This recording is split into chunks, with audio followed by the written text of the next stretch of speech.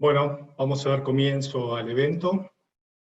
Buenos días a todos, socios y amigos del Club de Petróleo. Espero que todos estén bien en salud y bienvenidos a este webinar al que hemos invitado como orador especial al ingeniero Daniel Gerold, que es un viejo amigo y socio del Club de Petróleo. Este primer webinar que organiza el club es el formato que elegimos para continuar con la tradición, la vieja tradición de los encuentros que antes de la pandemia organizábamos en formato de almuerzo, y que por obvias razones no podemos hacer en estos momentos. Creemos que es importante que nos mantengamos en contacto, aunque sea por este medio, para poder tener la oportunidad de informarnos y debatir todos los temas que son relevantes para la industria. Para todos los socios con los que hemos compartido tantos buenos momentos en el pasado, como las fiestas de fin de año, los torneos de golf, etc., hemos actualizado la página web del club, en donde estamos colgando fotos de todos estos momentos compartidos en el pasado, y los invito a visitarla.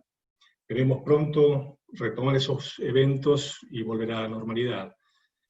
Volviendo al tema del día, Daniel es el socio fundador de G&G Consultants, es uno de los analistas con más profundidad y experiencia del sector energético regional. En su disertación que preparó para hoy, Daniel va a compartir con todos nosotros su visión del desarrollo de la industria de petróleo y gas en Argentina en esta etapa tan compleja que atraviesa todos los sectores de la economía y en particular a nuestra industria. La dinámica del evento prevé que mientras Daniel haga su presentación, que va a durar entre 40 y 45 minutos, ustedes pueden empezar a cargar las preguntas en el sistema a través del sistema de chat. Yo a la finalización de la presentación de Daniel voy a leerlas y prevemos aproximadamente que la duración del evento va a ser de 1 hora y media. Así que sin más, Daniel, te cedo la palabra. Muchas gracias. Gracias, Gustavo. Buen día a todos. No puedo verlos, no sé quiénes están, pero seguramente son algunos de los que siempre nos veíamos. La verdad que esto no pretende ser una charla como las que a veces cuando a uno lo invitan y pasa y expone, porque nuestro sector está en una crisis importante, están pasando pocas cosas, y las que pasan son complejas, ¿no? Pero bueno, la idea es desarrollarles cómo estoy viendo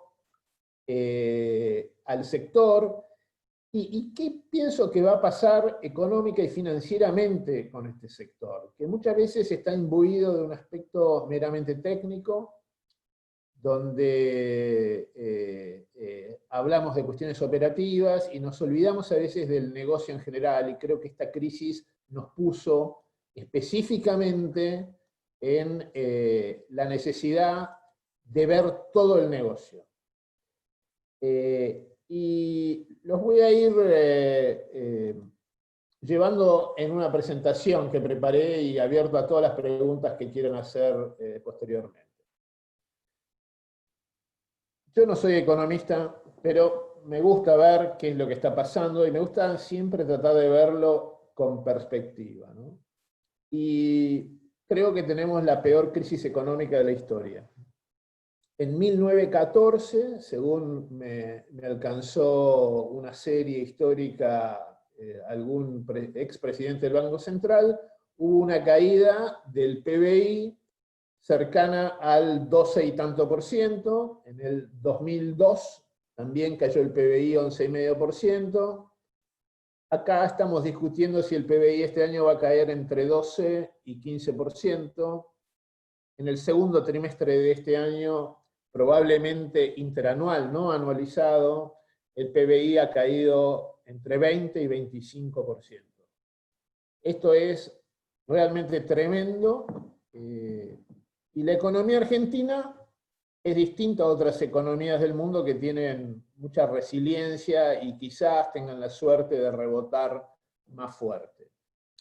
En la economía no basta ser un experto, no es necesario ser un experto para darse cuenta que algo está pasando, ¿no? Desde el 2012 subimos, bajamos, y ahora nos caímos en un precipicio, ¿no?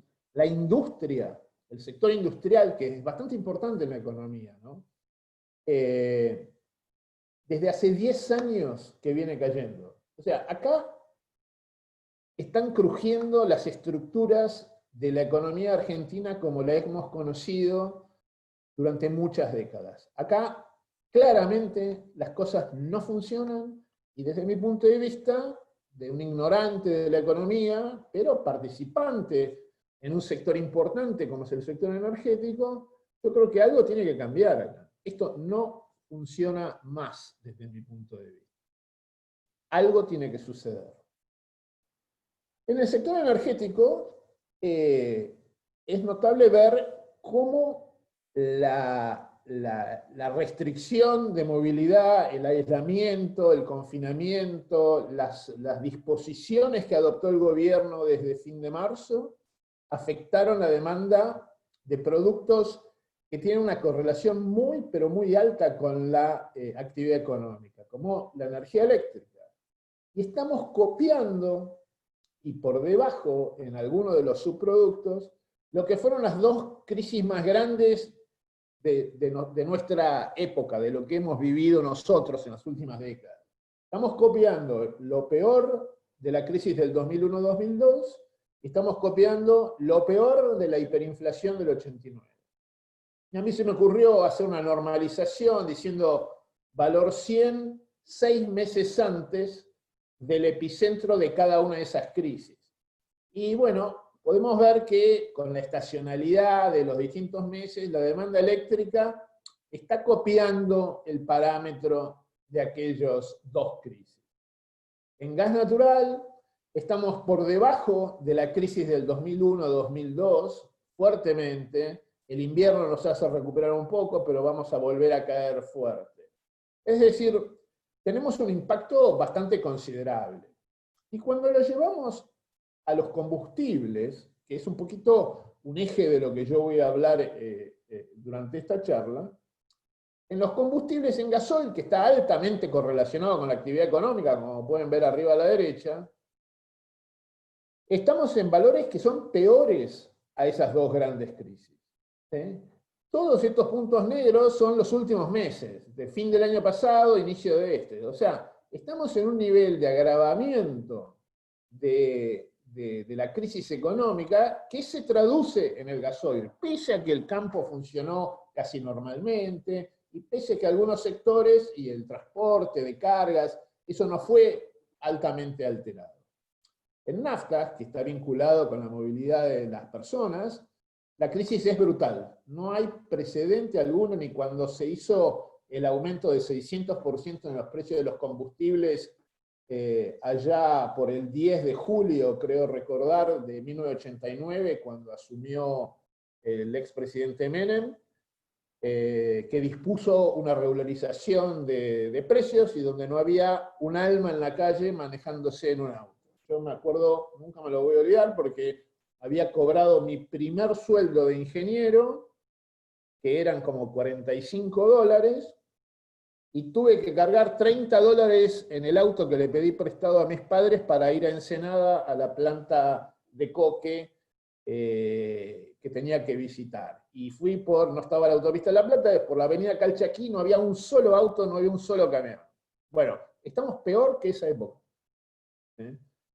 Y esto tiene un impacto en toda la cadena de valor petrolera que nos toca experimentar por primera vez. Las caídas son profundas, no obstante hay una recuperación clara, ¿no? Tanto en la demanda de naftas como en la demanda de gasoil. En los últimos 2 meses, después del pico de la caída que fue en abril, hay cierta recuperación. Cero recuperación en jet fuel para avión, la caída de la demanda es 90%, o sea, la Argentina está fuera del mundo. Estos niveles se alcanzaron en el pico de la crisis de los países del hemisferio norte, pero esto se ha ido recuperando paulatinamente con el correr de los meses. Nosotros estamos lejos de todo esto. Y esta caída de demanda, y fíjense que yo estoy empezando como debería ser el análisis de cualquier negocio, no empieza desde la oferta y entonces veo a dónde lo puedo colocar. Empieza desde la demanda. ¿No? Entonces la demanda de combustible, la demanda de electricidad, la demanda de gas, es la que va a permitir en el mercado local tratar de colocar lo que produzca la oferta.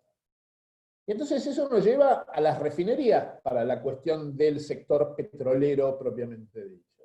Y la caída de refinación que ocurre desde el 19 de marzo, con un epicentro en abril, cuando se cierran varias refinerías por primera vez en la historia, llevó a caídas de casi el 45% respecto a un nivel, llamémosle, normal. Las corridas de refinación se redujeron notablemente y llegaron a un nivel cercano a los 220.000 barriles respecto a los casi 500.000 en el que estaba en febrero previo a toda esta sucesión de eventos, ¿no? Entonces, esto impactó en varios de los yacimientos, ni hablar en los precios, ¿no? Esto fue mejorando con los meses, acompañando la cierta recuperación en la demanda de los principales productos. Sin embargo, cuando yo tomo naftas, gasoil, fuel oil, jet fuel, no, estamos en 300.000 barriles. Todavía estamos muy por debajo de los 400.000, 410.000 barriles diarios de demanda de estos productos. Y por lo tanto, las refinerías no tienen otra alternativa que acompañar de algún modo esta sucesión de eventos, con algunas variables que inciden adicionalmente en las decisiones de los refinadores. ¿Cuánto pueden exportar de los productos que no puede absorber el mercado local? ¿Cuánto tienen que parar o refinar para cubrir sus faltantes de stocks? En septiembre comienza una parada muy grande en la refinería de La Plata, de YPF. Entonces, claramente puede existir un cierto nivel de refinación en preparación a esa parada. ¿Sí? Y hay un exceso de producción de petróleo, donde la producción estaba en cerca de 535.000 barriles por día en el mismo marzo, donde comienza esta sucesión de eventos y esta crisis que no tiene precedentes, en el máximo de los últimos años, 535.000 barriles. Entonces, claramente se generan excedentes importantes. Inicialmente, cierres de producción, porque los precios de exportación estaban en 2 dígitos bajos. En algunas cuencas, como la cuenca austral, estuvieron en 1 dígito al productor. Y esto, que fue mejorando afortunadamente con la recuperación de los precios internacionales, permitió realizar algunas exportaciones. Muchos medios, y recién estaba en un Zoom con algunos amigos del Instituto Patria, y me resaltaban la mejora, porque cómo crecían las exportaciones de petróleo. Bueno, las exportaciones de petróleo crecen porque no hay demanda local, no es que hay una exportación genuina por sobre el abastecimiento de la demanda local. La demanda local sigue siendo determinante en el contexto de la ley de hidrocarburos actual, que privilegia el abastecimiento de la demanda local. Esta demanda está muy por debajo de lo que solía ser, está en recuperación parcial, y eso permite algunas exportaciones de ocasión. Sin embargo, no son estas exportaciones spot las que permiten tomar una decisión de inversión en un programa de inversiones que va a llevar 2, 3, 4 años. Porque en cualquier momento, eventualmente se va a recuperar la demanda local y habrá que redirigir aquellas exportaciones al precio local, al mercado local, a un precio que desconocemos, que lo fija un funcionario o que evidentemente el gobierno anterior y este gobierno consideran que con un DNU o con un decreto simple se puede fijar el precio. Y esto claramente no es lo que sucede en cualquier país donde hay inversión petrolera para una estructura y unas posibilidades de explotación que requieren un flujo de inversor, yo diría casi permanente, como para poder mantener e incrementar el suministro. En el sector sabemos que hubo una enorme disputa inicial entre productores y refinadoras en el pico de la crisis de bajos precios, donde había una disputa y acusaciones que el margen de refinación, esto, lo otro, muchos amigos me han criticado, me han dicho, no, porque vos estás con las refinerías, bueno, la verdad que no, digamos, acá hay algo de sentido común. El margen de la refinación no es únicamente el margen bruto, o el cash margin, pero asumamos que es el cash margin nada más. Es decir, que me como las amortizaciones de las inversiones como se la comen los productores, las inversiones que han realizado en el pasado.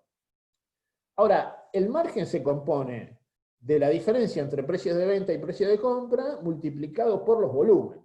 Y acá colapsaron los volúmenes, ¿no? Y los márgenes también se redujeron enormemente, ¿sí? Y la refinación, desde mi punto de vista conceptual, es un negocio de margen. Es decir, nunca va a poder estar en un margen negativo o en un margen que le coma el capital y que le impida mantenerse. Entonces, independientemente del valor absoluto de cuál debería ser este margen, nunca hay que perder de vista, desde mi punto de vista, que hay que multiplicarlo por los volúmenes que efectivamente refinan. Y yo quiero mostrarles en el gráfico de la derecha lo que he preparado analizando, perdón que me pasé, analizando los balances públicos de YPF que tienen una gran discriminación de información por segmento de negocios, entonces el downstream. En el segundo trimestre de este año, que fue un balance con pérdidas extraordinarias de YPF, como tienen muchos, pero fíjense que los ingresos de YPF en el downstream fueron 64% menores que aquellos que alcanzaron en el tercer trimestre del 2014, cuando los precios de los combustibles, después de una devaluación muy importante que hubo en enero del 2014, y bajo la gestión del ministro de Economía Kicillof en aquel momento y la presidenta Cristina Kirchner, los precios de los combustibles eran en el surtidor $1.40, $1.45 por litro, los máximos niveles de la historia, ¿sí? Y sin embargo no había medios de comunicación alterados por esto, no había protestas de los automovilistas o de los camioneros, no había todas estas consideraciones que suelen haber y que me voy a referir después. Yo solamente quiero resaltar que una empresa, la más importante del país, que tiene 55% del mercado de combustibles, en el último trimestre tuvo un ingreso, ventas, 2.780 millones de dólares menos que en aquel momento. Entonces esto quiere decir que toda la cadena del valor del petróleo está teniendo reducciones de ingresos extraordinarias. Y eso lleva a lo que está sucediendo, que es una reducción de inversiones muy notable. ¿Y cómo están los precios hoy? Que había consenso en que iban a aumentar un 7% mínimamente después de estar congelado desde diciembre, con una devaluación que todos los meses erosiona 2-3 pesos por litro, porque es de 3% mensual. Estamos 15% por debajo de los precios de importación de estos combustibles.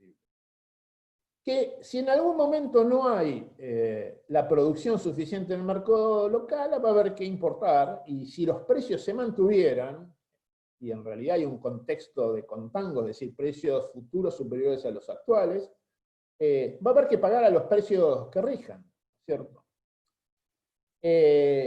Entonces, 15%, esa es una diferencia abismal cuando estoy mencionando que en el tercer trimestre del 2014, el gobierno de aquel entonces permitió que los precios subieran hasta un 100% en dólares superiores a los actuales.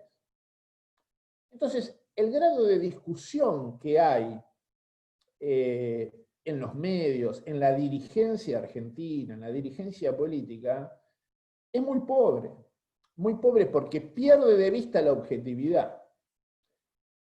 Hay un mito acá en la Argentina, un mito que llega a personas muy inteligentes también, ¿no?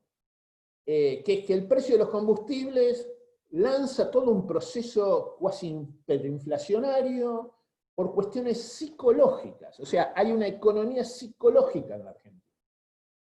Yo me tomé el trabajo de ver la metodología pública del INDEC que está publicado en Internet y que cualquier periodista, cualquier economista puede ir y consultar, y cualquier persona puede ir a consultar, donde explica cómo incide cada rubro de una multitud de rubros en el IPC al consumidor y en los precios mayoristas. Bueno, les ahorro el tiempo. Es complicado, pero no es análisis matemático 3 de una facultad de ciencias exactas.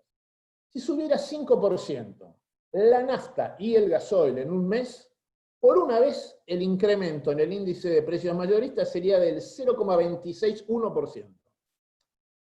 Y si subieran los precios por una vez 5%, el precio del consumidor subiría 0,1065%. Para índices de precios que están en 2% con todo congelado y con todos en la casa. O sea, nada. Ahora, vamos a algo más simple, más intuitivo. Es decir, tenemos una empresa de fletes y tengo un camión, ¿sí? Bueno, yo puedo decir, y 20% de los costos son amortizar el camión. Camión que vale en dólares el doble de lo que vale en Brasil. 20% para pagar a los empleados, que es el gremio que más gana en la Argentina, los camioneros. 20% para pagar impuestos de todo tipo. 20% para mantener el camión y para mantener la operación de mi negocio de flete, para atender el teléfono, y 20% para el gasoil. Cambien todos los números que quieran, pero asumamos 20%. Si sube 10% el precio del gasoil, ¿cuánto tiene que subir el precio del flete? 2%. Ahora, vamos a ver el precio en la góndola, porque esto, 2% de incremento del flete, porque subió 10% el gasoil, me dicen, desata un proceso hiperinflacionario imparable. ¿Cuánto puede ser el costo, la incidencia del flete en el precio de la leche en la góndola? O de un paquete de fideos o de galletitas. 5%. Pongámosle 5%. Si subió 2%, quiere decir que el precio de ese producto tiene que subir 0,1%, porque subió 10% del precio del flete. ¿Por qué va a tener que subir 10%? ¿Un tema psicológico? Bueno, que expliquen, que pongan filminas, ¿no? Y que expliquen. Y vamos a la nafta. Un consumidor promedio puede consumir 2 tanques mensuales, que son 6.000 pesos más o menos. Si el litro subiera 10%, tiene que pagar 600 pesos más, ¿no? Ahora, ese consumidor, olvidémonos de la amortización, de su auto, pero bueno, seguro que paga 5.000 pesos de impuesto mensual, 4.000 de garage, 5.000 de seguro, y 10.000 pesos para mantener la anualización del mantenimiento, la reposición del auto, etc. Entonces, le aumentaría 2% una vez. Entonces, ¿de qué estamos hablando? ¿De qué estamos hablando? ¿No? Ahora, hay toda una industria atrás, ¿no? Hay todo un sector donde lo que hay que aumentar, este 15%, es para llegar a un precio bajo, no es para llegar al $1.45 que contaba el gasoil en octubre del 2014, o el litro de nafta super. La premium llegó a costar $1.55. Bueno, tenemos esta industria, ¿no? La producción de petróleo colapsó por esta conjunción de factores que les cité, al desaparecer la demanda local e inicialmente tener precios de export parity bajísimos. Seguimos 5% abajo interanual en la producción. La cuenca neuquina, que fue la que primero tuvo esta afectación tan brutal de una caída de más de 20% interanual o respecto a lo que venía creciendo en marzo, 20% cerró y algo se abrió para permitir producir porque se abrió una ventana de oportunidad de exportaciones cuyo export parity, si bien no es una maravilla, permite pagar los costos variables y los costos de operación. Y esto es una situación de coyuntura que afortunadamente sucede, ¿no? El Golfo de San Jorge está acelerando su declinación, porque en esta cuenca donde la producción primaria, por efecto de la perforación infill o desarrollo de yacimientos, tiene una participación muy relevante, la paralización que existe desde el 19 de marzo Recién ahora Pan American tiene 6 equipos en operación y es la única que estaba operando en la cuenca por el momento. YPF anunció algo que va a empezar a perforar, pero esto produce una caída importante de la producción del Golfo de San Jorge. La cuenca cuyana es afectada por el cierre de numerosos yacimientos que ahora se están empezando a abrir en decisiones donde ha habido algunas presiones para que se comprara parte de este crudo. Ahora, ¿por qué no se invierte, no? Esta persona del Instituto Patria me dice, bueno, subió el petróleo, inviertan. Bueno, hay una reducción de costos importante, ¿sí? Pero acá es donde estamos trabados, porque los precios no son una maravilla, ¿no? Este precio del barril criollo, que yo nunca alcancé a comprender, porque probablemente yo no pueda comprender las razones de esto, de fijar un precio artificial cuando el mercado no lo puede pagar, porque no lo puede pagar porque no le dan los números y prefiere cerrar una refinería antes que pagar ese precio, ¿no? Los precios locales han estado en torno a 33, 34 dólares, 35, 31, en ese orden, precio de mercado para el set de precios de combustibles que hay. Después mejoró un poquito porque los precios de export parity de algunos productos refinados contribuían más a la ecuación de ingresos de la refinería, pero digamos, el colapso fue absoluto en la inversión, con una recuperación parcial que está comenzando. Especialmente el colapso en la cuenca neuquina, donde hoy hay 7 equipos, según relevé anoche, en actividad en perforación, respecto a los 50 que hubo previo al DNU de agosto del año pasado, que intervino brutalmente en el sector petrolero.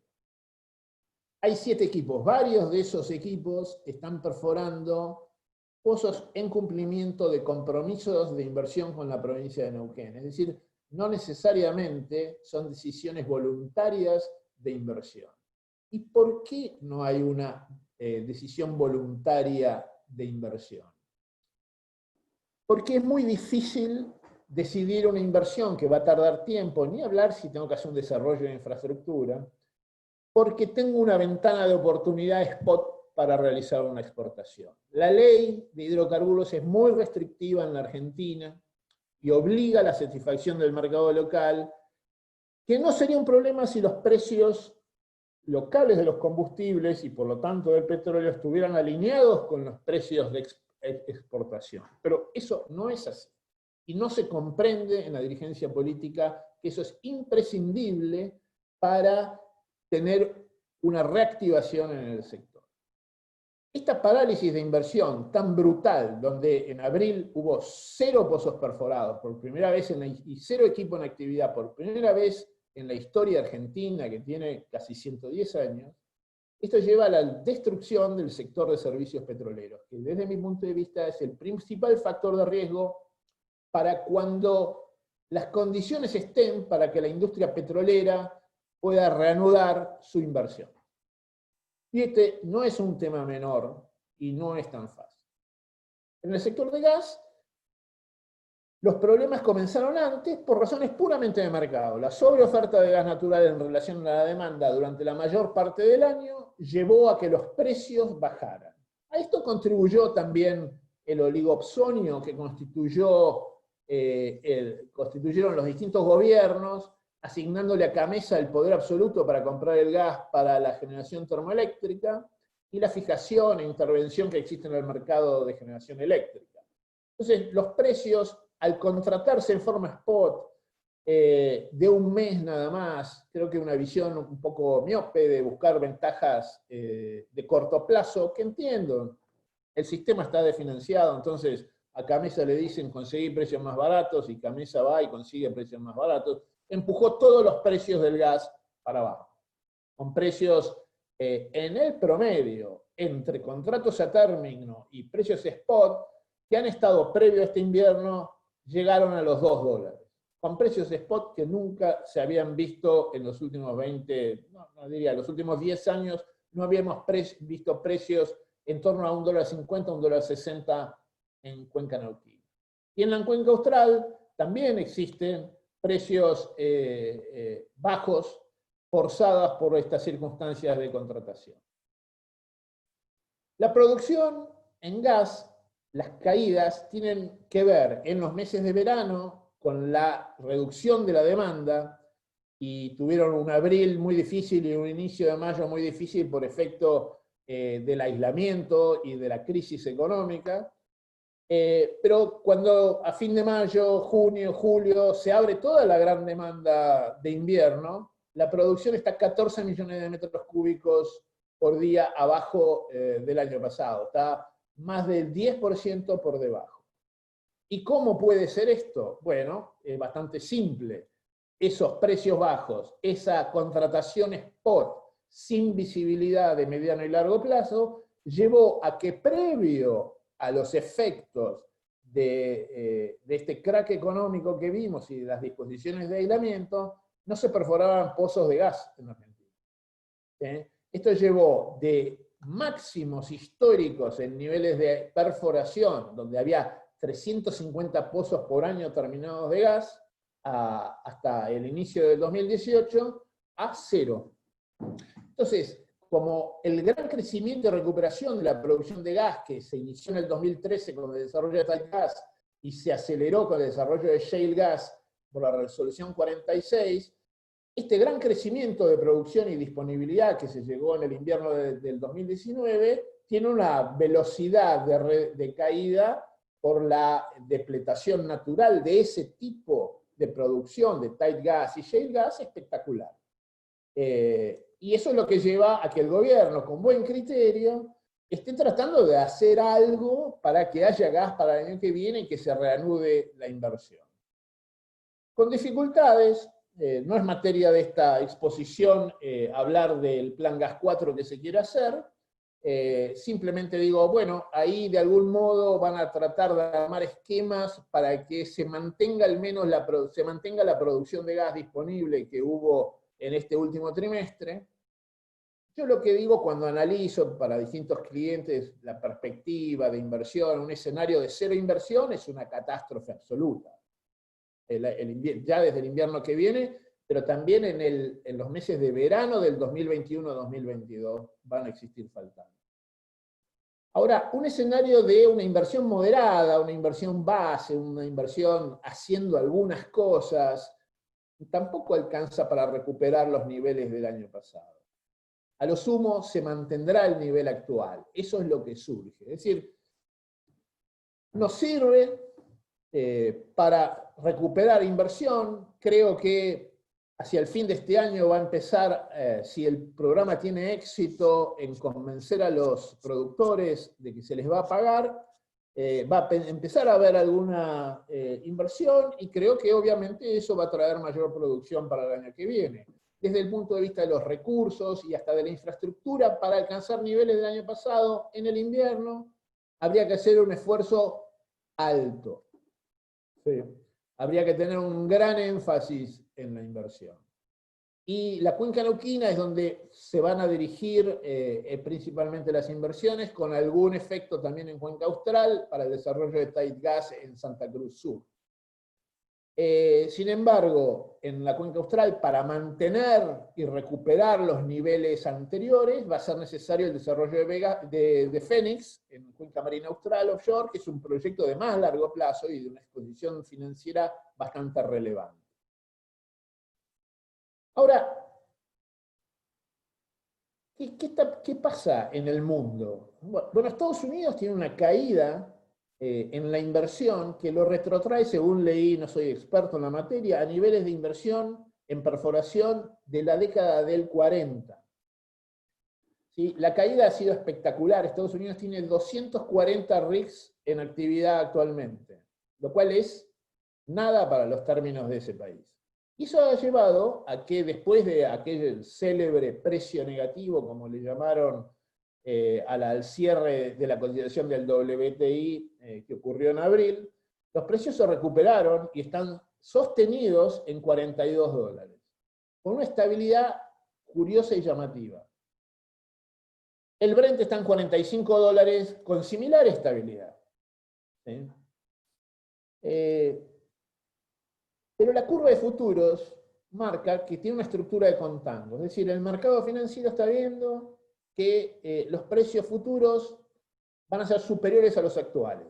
No es que acierten, pero eso es a lo cual, si uno estuviera en un mercado libre, podría comprar y vender. Es decir, si yo tuviera un programa de 4 años para exportar, donde me mantuvieran un cierto esquema de retenciones, donde me permitieran exportar ciertos volúmenes, con esa visibilidad de largo plazo podría empezar a reactivarse la inversión en perforación. ¿Por qué? Porque al 2022 los precios de los futuros están en $50. Que a lo mejor si le restamos $4 para penalizar al crudo mezcla de cuenca neuquina, que no está tan conocido en el mercado, pueden ser $46, donde eso ya empieza a tener rentabilidad para proyectos de desarrollo de shale oil. Pero necesito tener una garantía de que no va a ser únicamente una exportación spot, sino que va a ser una exportación donde me utilizaron X volumen 4 años. ¿Sí? Y yo al final les voy a dar algunas ideas de lo que tengo en mente. Ahora, el Henry Hub estaba en $1.50, $1.60 hace 3 meses. Hoy el spot está en 2.40, con futuros para el año que viene en 2.70. El LNG en el TTF de Holanda hoy está en 2.80, bajísimos precios. Para el año que viene está en 4.30. Es decir, todo el sector, toda la estructura de precios futuros es al alza. ¿Sí? Y la Argentina se enfrenta con inversiones, yo acá puse mi estimación para este año, 2.600 y tantos millones de dólares en todo el upstream de la Argentina.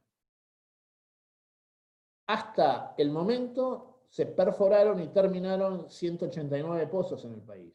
Nada.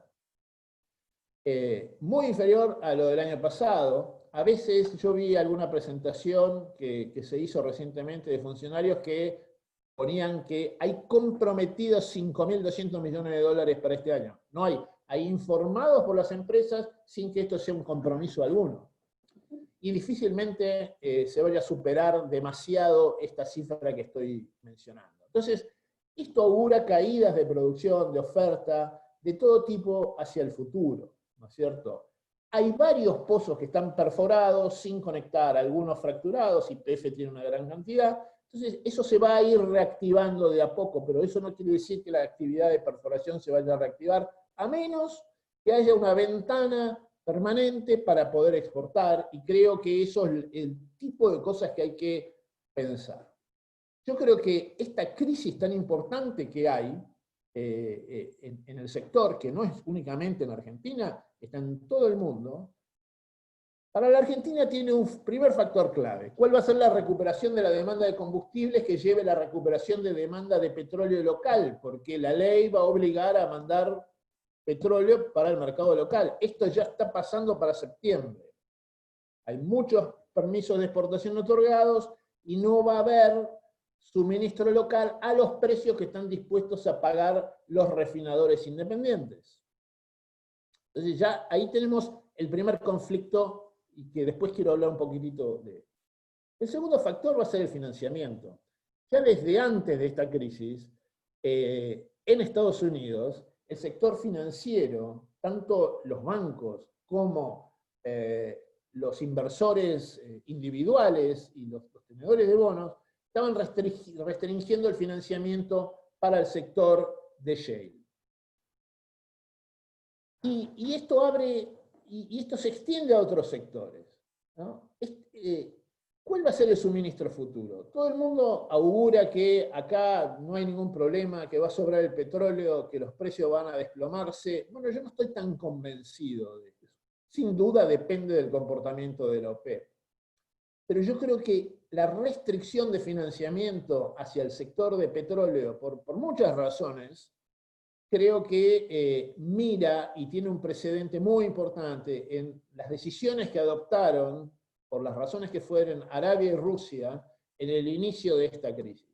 O sea, la elección es Arabia y Rusia en cualquier momento pueden mandar el precio, no diría a valores negativos, pero a valores insostenibles para el desarrollo petrolero.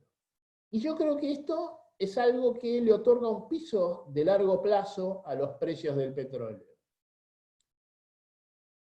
Entonces, este financiamiento no es que va a desaparecer, va a cambiar. Hay un efecto de cambio climático donde es asombroso que muchos bancos deciden no prestar al sector petrolero por su imagen y reputación frente a lo que es este valor para la sociedad y para los medios del cambio climático.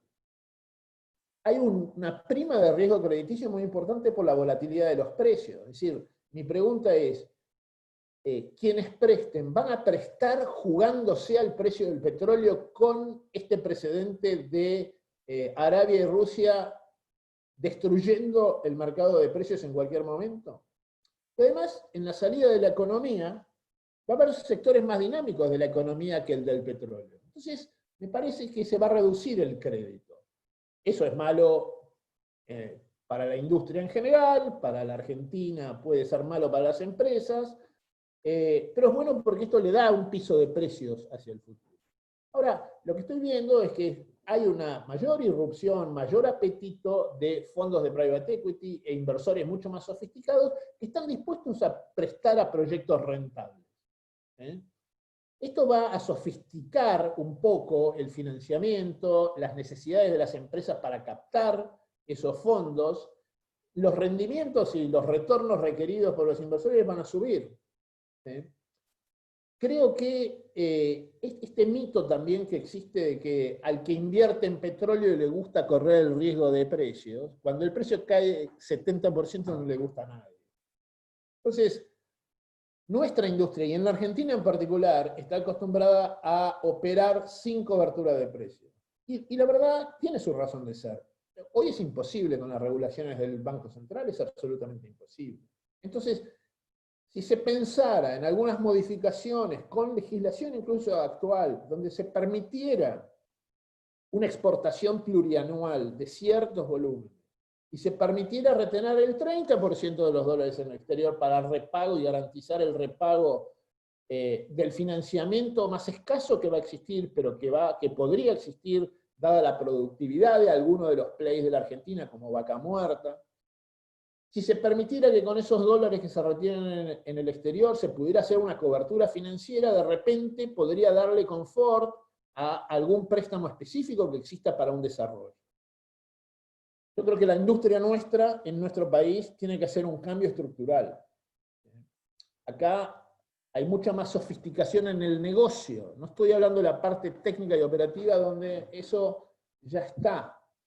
Se necesita mucho más profesionalismo. No hay decisiones de inversión desde la oferta.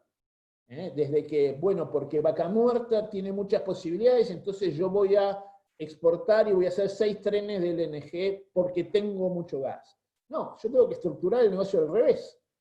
¿Cómo puedo financiar y aprovechar esos recursos? Pero desde la demanda, ¿dónde está el comprador? ¿Dónde están los contratos de largo plazo? Y eso nos lleva a algo que hoy no tenemos en Argentina, ¿no? Hoy no tenemos. Hoy nosotros tenemos un sector altamente endeudado. Hice un raconto de las empresas, tomando la información pública, ¿no? De las empresas que tienen visibilidad pública. Hay algunas grandes privadas que no lo tienen, pero en general todas tienen alguna ON, o la mayoría, o cotizan públicamente. El sector petrolero y gasífero tiene una deuda de 17.000 millones de dólares. El eléctrico hay que sumarle 8.000 millones de dólares más, 25.000 millones de dólares. Y hoy tiene que pagar, como vaya venciendo esa deuda, y el panorama no es un panorama rosado hacia el futuro, ¿no? YPF acaba de hacer un exchange de un bono que le vence en marzo del año pasado, un bono grande de 1.000 millones de dólares, pudo hacer un exchange del 58,3%, pero el 42% dijo yo no quiero renovarlo, quiero que me lo paguen. ¿Sí? Es decir, no es que no hay financiamiento, pero hay menos financiamiento disponible. Entonces, yo creo que llegó un momento donde estos parches y las políticas micros aquí y allá, todas estas cosas que me dicen, bueno, pero yo le dejo importar equipamiento sin el derecho o la tasa de estadística acá o allá, No, yo creo que esto no va más. No sirve. Ha mostrado que no sirve. Nosotros no pasamos, como se pronosticaba, a producir 1 millón de barriles con ese tipo de reglas. Yo creo que el sector tendría que realmente hacer un nuevo esfuerzo, porque me consta que se lo ha hecho con las autoridades y con el sector político, para que se respeten las reglas básicas de inversión que existen en todos los países del mundo. Y esos son que haya precios internacionales, ¿sí? Lo cual no quiere decir que le cargue 30%, 50% más al consumidor final. Por favor, implementemos, pensemos el mecanismo de buffer que tenga que haber ahí. Ni siquiera digo que no haya derechos de exportación cuando se supere cierto nivel, que haya algo gradual. Esta es la oportunidad de instituirlo. Dejemos exportar, porque si dejamos exportar, se van a recaudar impuestos, se van a recaudar dólares, con los cuales, si el Estado quiere, porque no quiere aplicarle los precios directos a los consumidores, si quiere que subvencione las importaciones que sean necesarias para atender el eventual faltante que haya de suministro, porque se está exportando en un programa plurianual de 4 años, para poder reanudar las inversiones, bueno, que se deje importar ese volumen y se lo compense si no se quiere cargar a los consumidores. Y pensando a mediano plazo en el gas, también. Yo rescato algo que dijo el subsecretario Juan José Carvajales el otro día, que pasó inadvertido. Cuando él habló y dijo y anunció los principales términos del plan gas que se está difundiendo, dijo, bueno, y vamos a implementar un programa de subsidio a los consumidores. Lo que estaba diciendo implícitamente es que, bueno, están pensando en subir las tarifas y que algunos no las paguen. Bueno, yo creo que hay que subirse a esa idea, hay que reforzarla, hay que ayudar a esa idea, porque esa es la idea que hay que implementar. Los subsidios a los consumidores. Alguien determinará quiénes son, cuántos son, qué nivel de subsidio tienen que tener.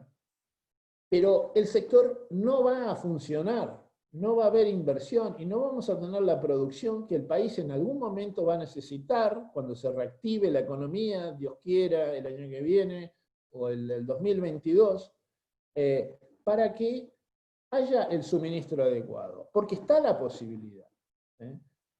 No va a ser con precios artificiales bajos o altos. Eso no anda más, no funciona más. Ya hemos tenido todos los esquemas posibles y no funciona.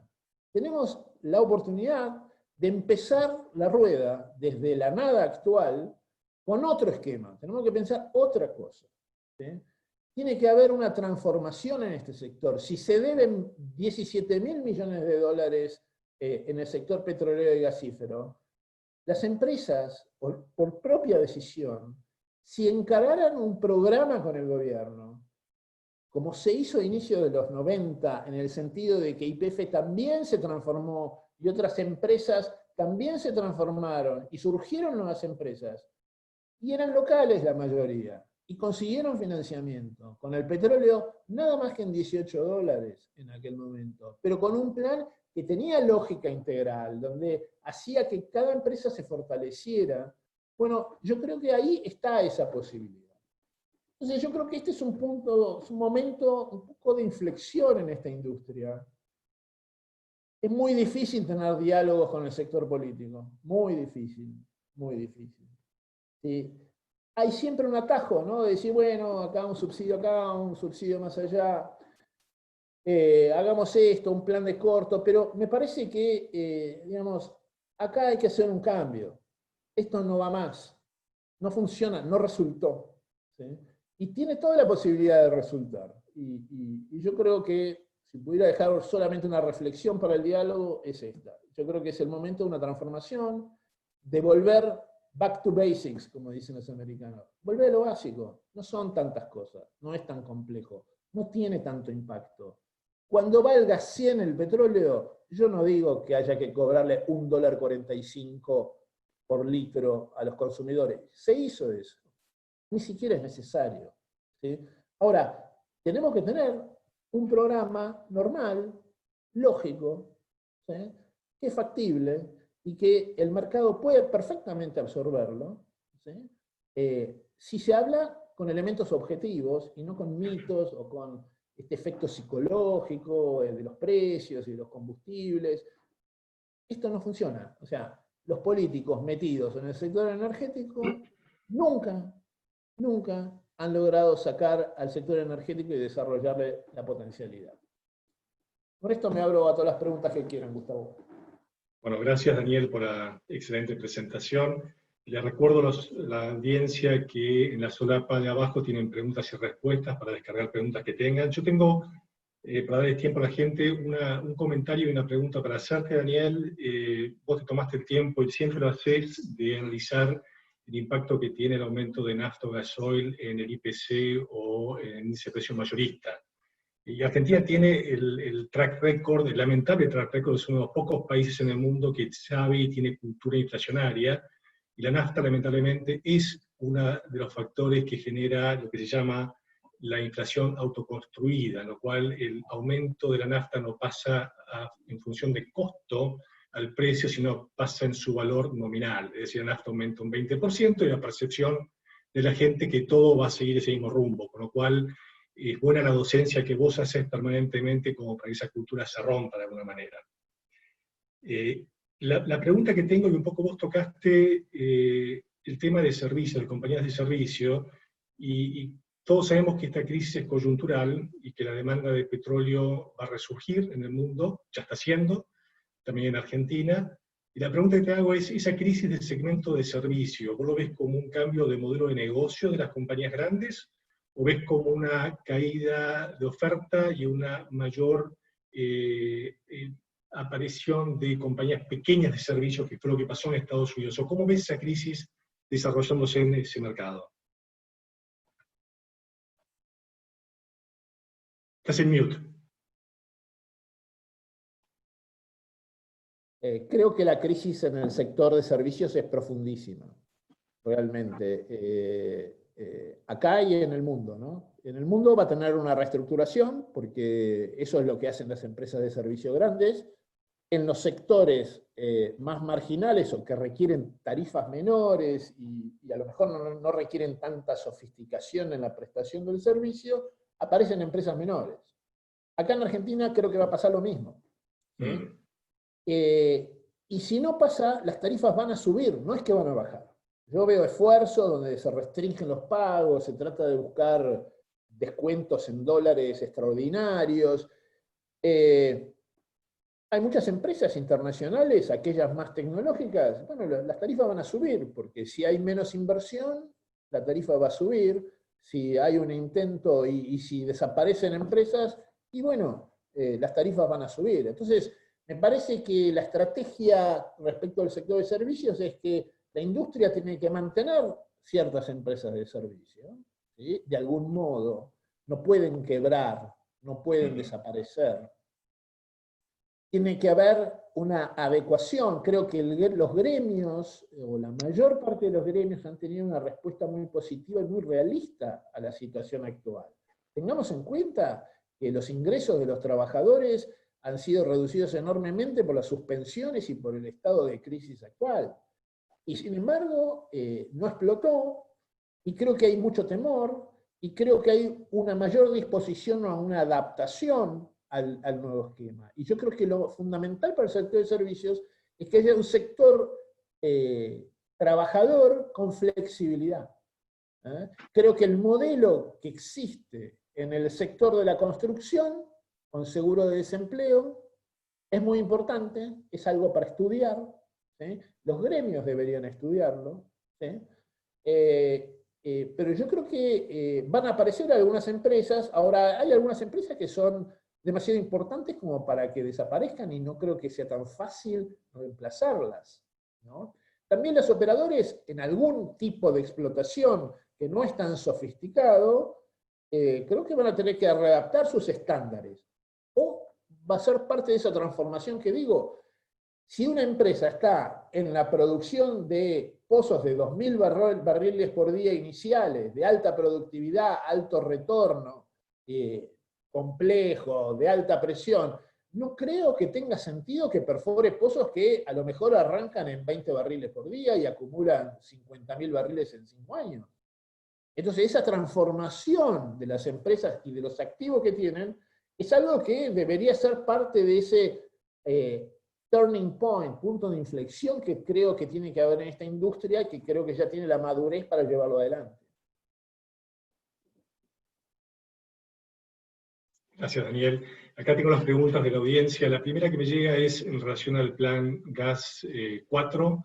Y la pregunta concretamente es si crees que va a ser exitoso, si va a traer inversión y va a poder de alguna forma revertir la tendencia de los gaps que se van a generar en los inviernos próximos. ¿Y cuál es el precio que se estima en las licitaciones?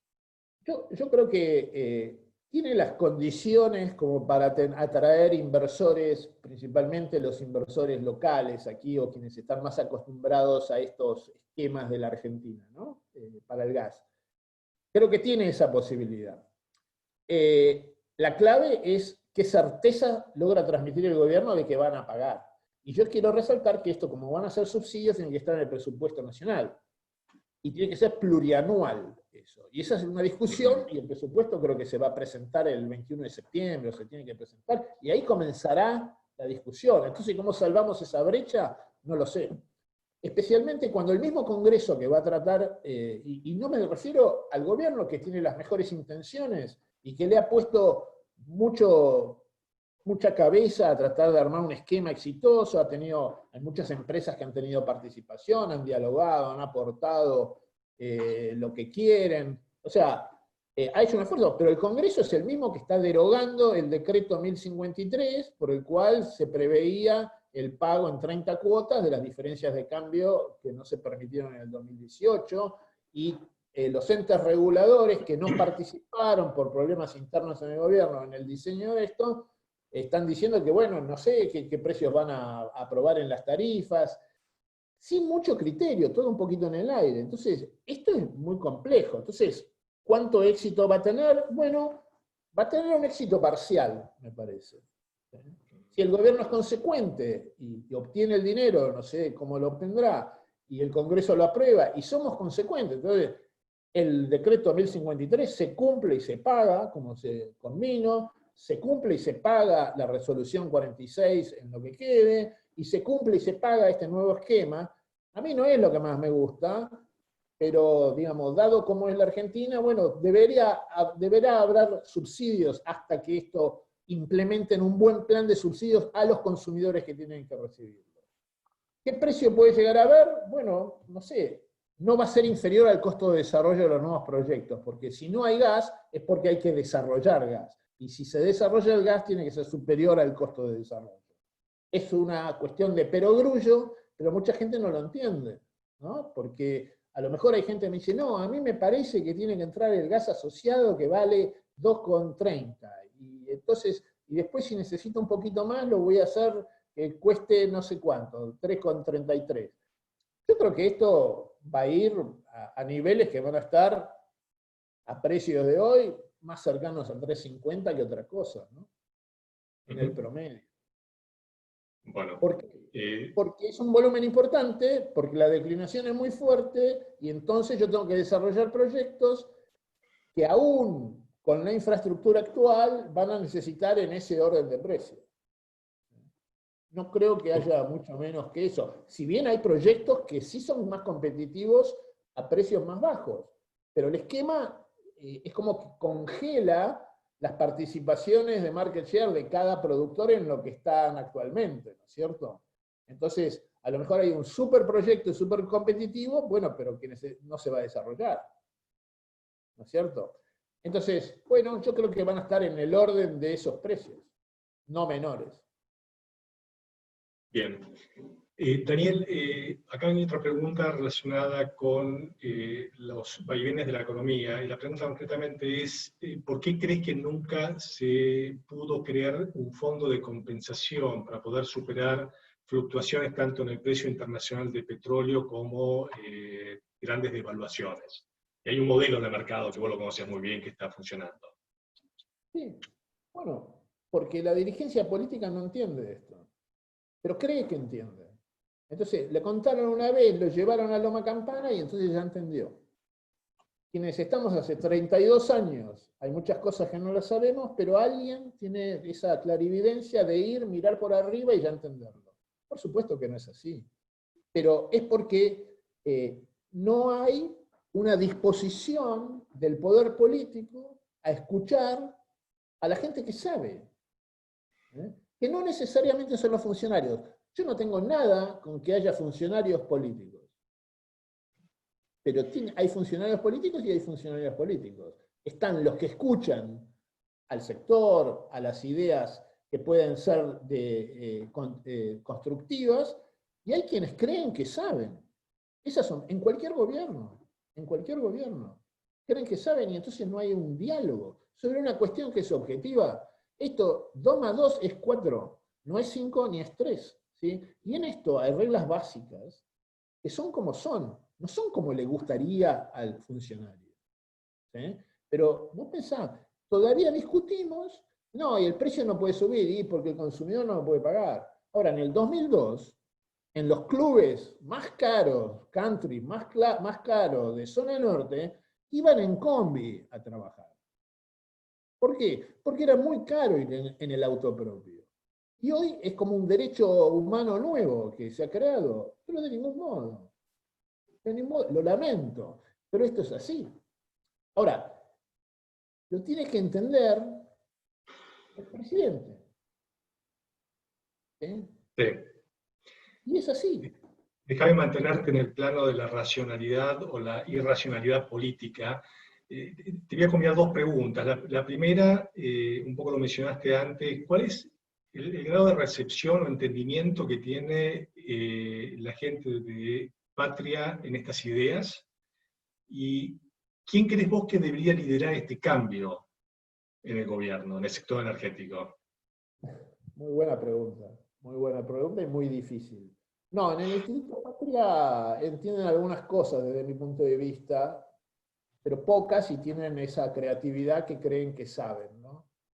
Digamos, hasta hemos tenido un periodista muy importante y muy influyente que dijo, no, Vaca Muerta no va, lo que hay que hacer es terciaria, digamos, sin el menor criterio y fundamento, ¿no? Yo no voy a tanta sofisticación, vamos a lo básico.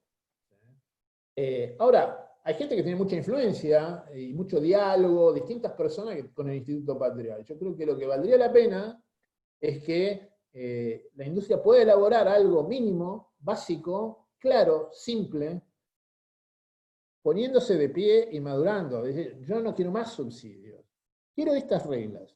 Armen ustedes los subsidios a quienes quieran subsidiar.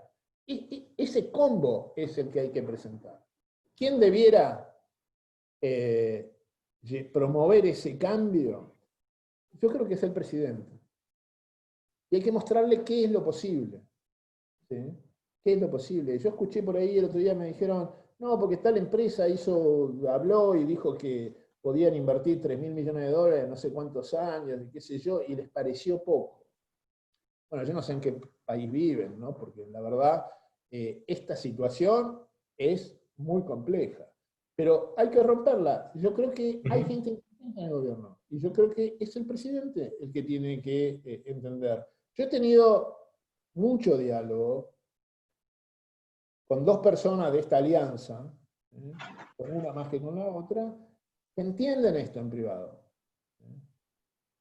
Se lo llevaron al presidente. Le pareció bien. Una persona de esas tres se lo llevó el presidente. Le pareció muy bien, muy razonable. Bueno, yo no soy nadie. Digamos, la industria sí tiene peso para llevar. Y lo tiene que llevar la industria, no una persona. La industria. Si concluyera que están dadas las condiciones, yo respeto a todo el que piensa que lo que acabo de decir es una estupidez, lo respeto, pero pienso que este es el momento. Sí. Daniel, seguimos hablando de política. Aquí hay una pregunta relacionada con la necesidad de generar un clima de confianza en el sector y en el país en general para poder lograr traer esos capitales que hoy día no están yendo al mercado, al desarrollo de Shell y Estados Unidos. ¿Qué crees vos que tenemos que hacer como país para generar ese shock de confianza y que el capital fluya, por lo menos en parte, al desarrollo de Vaca Muerta? Yo creo que va a ser bastante parecido cuando se hicieron las primeras licitaciones de áreas marginales y después se hicieron licitaciones de áreas centrales entre el 89 y el 92 en Argentina, ¿no? Nadie le creía nada a la Argentina. La Argentina acababa de salir de, no la hiperinflación del 89, también la del 90 y la del 91. ¿Está bien? Y en ese lapso de tiempo se licitaba esto, había un programa, y las empresas que le creían no eran las internacionales, eran los locales que buscaban un socio internacional, que buscaban el financiamiento con el banco local, con el banco, algún banco internacional. Hay que recrear eso, ¿sí? Está, para mi modo de ver, en manos de la industria y es un momento bastante parecido. Y van a encontrar financiamiento, porque acá hay proyectos que son más viables, más productivos, aún con todos los problemas, que los sindicatos, esto, pero los costos bajaron enormemente medidos en dólares.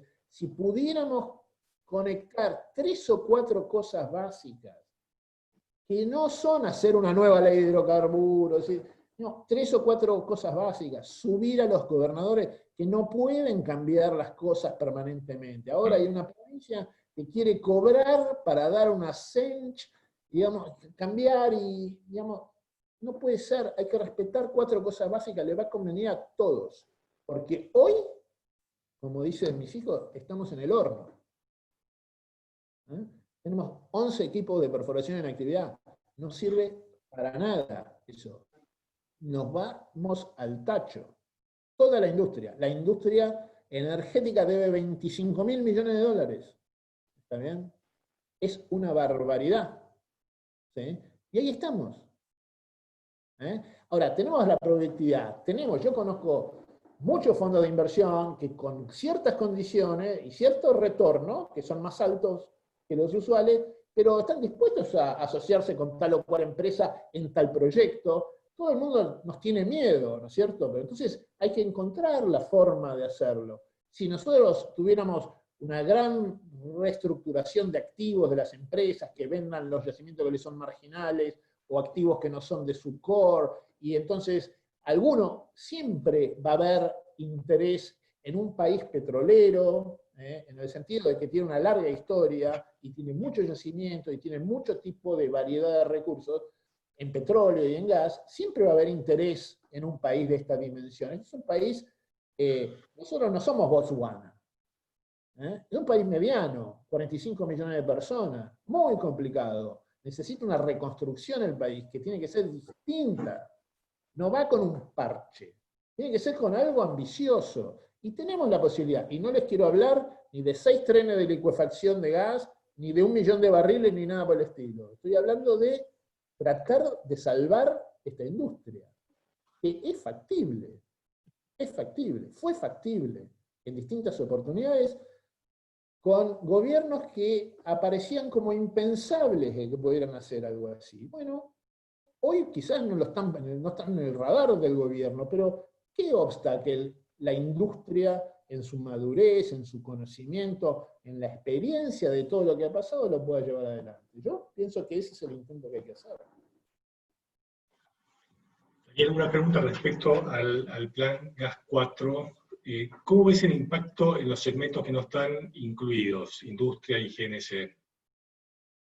Bueno, hay una condición ahí en el plan Gas 4 que dice que lo que se puede cotizar tiene que ser el 70% de la disponibilidad que tenga el productor, implícitamente dejando un volumen para esos segmentos de industria y de GNC.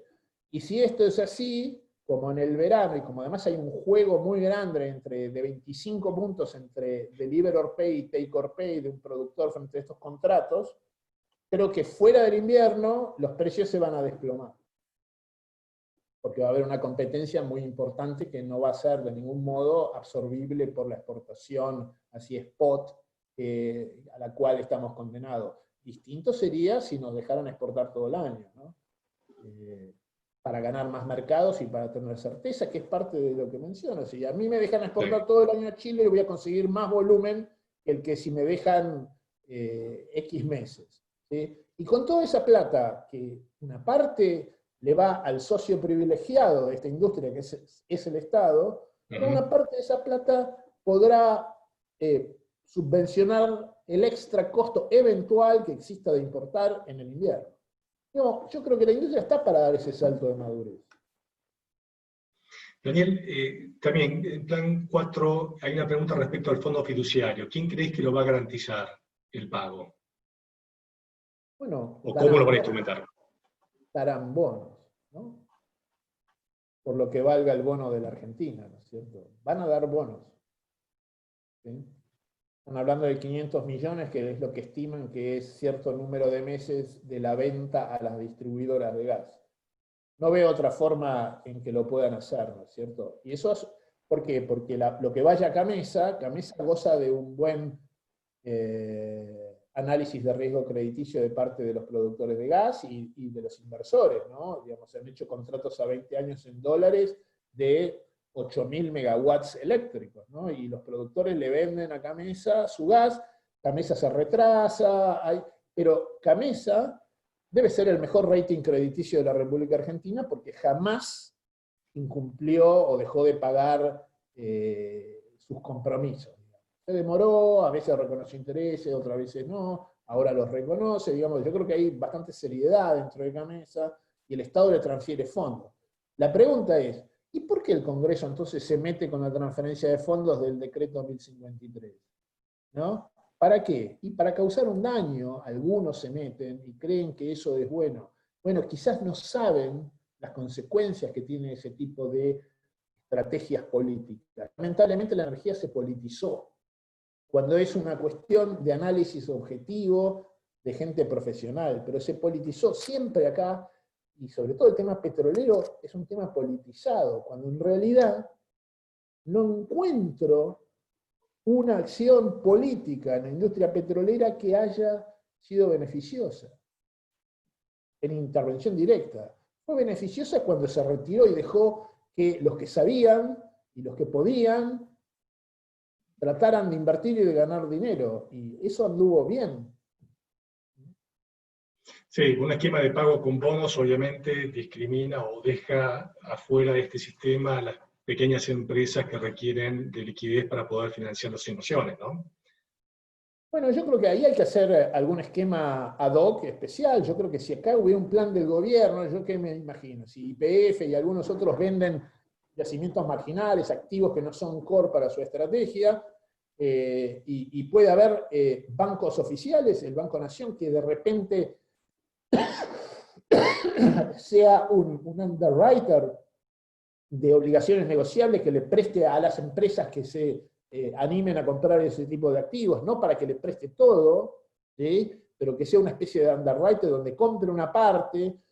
ANSES tiene obligación de invertir a largo plazo. Bueno, que participe en esto y que financie y que compre cosas que tengan viabilidad a largo plazo, porque qué sé yo, siempre se va a distribuir gas en Argentina, ¿no? Yo me imagino que dentro de 5 años dejamos de usar gas natural. Y siempre va a haber demanda de combustibles, y entonces hay negocios que tienen baja volatilidad, baja tasa de riesgo, pero donde estos entes oficiales, que los tenemos, le guste a quien no le guste, pero los tenemos, pueda financiar, y entonces haya otros inversores, personas, que también se suban a eso.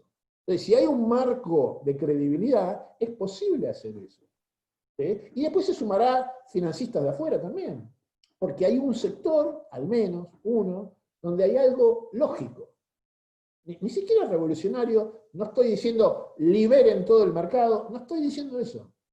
Pongamos unas reglas lógicas. No estoy diciendo que acá tengamos precios libres, que seamos Texas. No estoy diciendo eso, no podemos hacerlo. También por idiosincrasia. Ahora, ¿viste? Que no podamos subir 15% el precio de los combustibles me parece un disparate. Totalmente. Una pregunta de mi parte, Daniel. ¿Has hecho el test ácido con esta restricción de financiamiento del sector petrolero en su conjunto?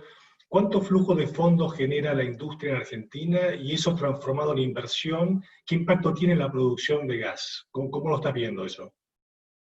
Bueno, es difícil hacerlo, ¿no? Porque entre petróleo y gas, digamos, ¿cómo lo asignás? Me refiero a gas nada más. Mm. Yo creo que con los precios actuales promedio, lo que tenés es una desinversión y una pérdida del capital ya realizado espectacular. La industria no genera los 1.500 millones de dólares que yo creo que hay que invertir anualmente en el upstream para mantener y recuperar el nivel de producción del año pasado.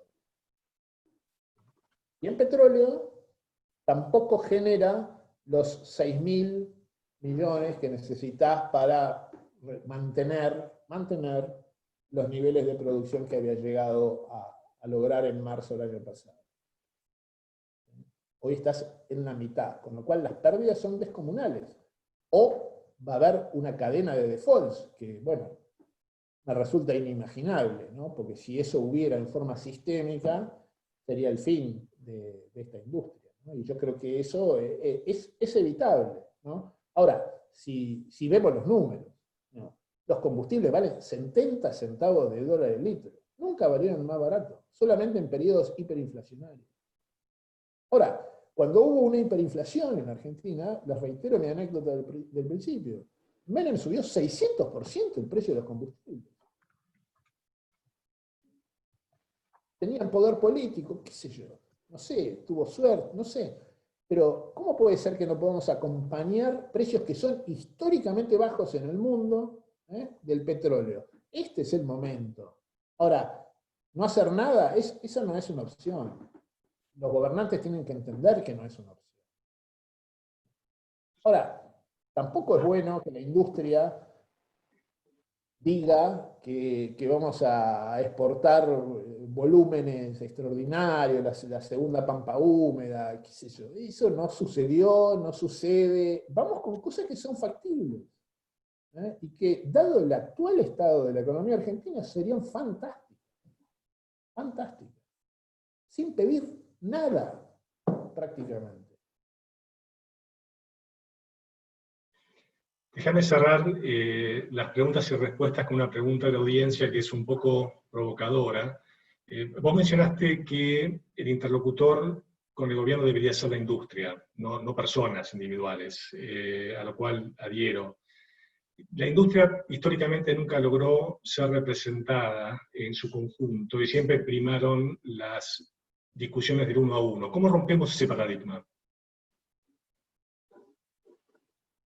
No me quiero escapar de tu pregunta, pero es una pregunta para quienes están asistiendo a esto, ¿no? Me imaginaba la respuesta. Me parece, ¿no? Lo único que yo tengo a decir es, desde mi humilde análisis, esto no va más. No funciona. Puede ganarte 6 meses, 1 año, no digo que no, pero no funciona. Y todos lo saben. Todos lo sabemos. ¿Sí?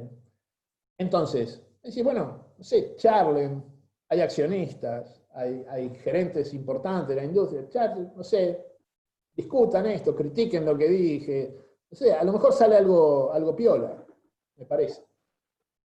Bueno, Pero quiero... yo no soy quien, ¿está bien? Quienes deben los 25.000 millones son quienes. ¿Cuánto de esos de YPF, Daniel? Hay del upstream, donde yo estimo los 17.000 millones, 7.800 son de YPF. Ok. Bueno, Consolidados. Daniel, te agradezco, ya llegamos al tiempo prometido, así que te agradezco enormemente la claridad en tu exposición y la disponibilidad para responder estas preguntas. Agradecer a toda la audiencia por el tiempo que se tomaron, por las preguntas que hicieron y los muy buenos comentarios también que recogí en esta última hora. Así que también especial agradecimiento a la gente de Congress Rental que nos organizó la logística de este evento. Y bueno, y en corto vamos a estar nuevamente informando el próximo almuerzo virtual con su orador que todavía no está definido. Así que les agradezco nuevamente a todos su participación y sigan cuidándose. Muchas gracias. Bueno, gracias Gustavo, gracias a todos por los que hayan resistido hasta este momento. Debe haber, o veo acá en el costadito que hay cualquier cantidad de preguntas, el que quiera, tienen todos mis números, mis datos, me mandan un mail, me llaman por teléfono, con todo gusto lo charlamos. Creo que esto es lo único que quiero, o que hubiera sido mi intención, es decir, dejar algún pensamiento para que lo critiquen, lo destrocen, y que salga algo mejor. Pero, digamos, me parece que este es un buen momento, es un buen timing, y creo que esta industria tiene toda la gente para brindarle una solución a su propia industria y al país. Gracias. Bueno, muchísimas gracias a todos.